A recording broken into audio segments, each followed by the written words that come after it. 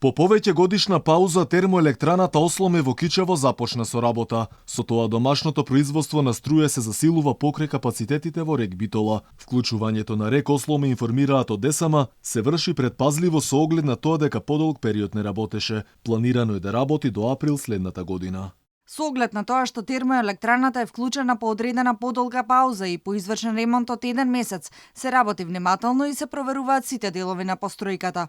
Но сепак пуштањето во употреба на рек Осломеј не значи дека е решен проблемот со недостатокот на струја. Кризата се уште постоја, со неговото повторно проработување само ќе се ублажи ударот во енергетскиот сектор. Инаку рек Осломе има капацитет од 110 мегавати и последните години не работеше поради недостиг на јаглен. Инаку поскапувањето на струјата ќе биде неизбежно, но долговите што се трупаат ќе ги плаќаат граѓаните, вели за Алфа професорот Константин Димитров. Според него, секое поскапување е дополнителен трошок за домаќинствата кои надминуваат 60%.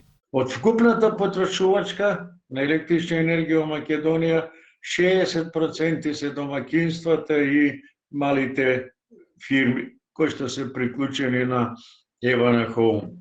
Ова ќе биде сега суштината да се произведе оваа енергија, да се заштити на некој начин од недостаток на електрична енергија.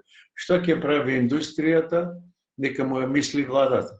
Инаку производствената цена на струјата на ЕСМ, која е една од главните критериуми за цената на домаќинствата, од сегашните 36 евра најверојатно ќе порасне на 45 евра за мегават час, што е зголемување за околу 20%. Поскапување ќе бара и државната МЕПСО. Инаку Македонија од 9 ноември е во енергетска криза. На компаниите досега им беа вбризгани 65 милиони евра и тоа за покривање на трошоците кои се натрупани. Во меѓувреме, владата веќе ја задолжи ЕСМ да набави мазут и за ТЕЦ Неготино, пошто со работа се очекува да започне и овој комбинат.